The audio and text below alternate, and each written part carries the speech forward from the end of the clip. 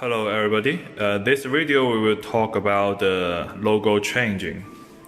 Normally on the screen there is a logo, this one is our logo, and then you can change to your logo.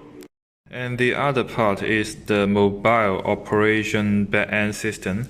You can see there is a logo here and here, and this too can also be changed to your company logo.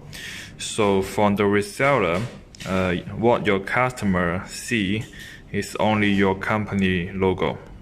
And then I will show you how to change the logo.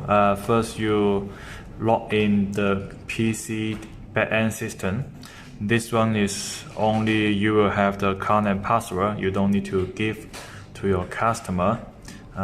Click the system management, operator inform, and then the operator setting, click edit and upload the logo. You just select your company logo.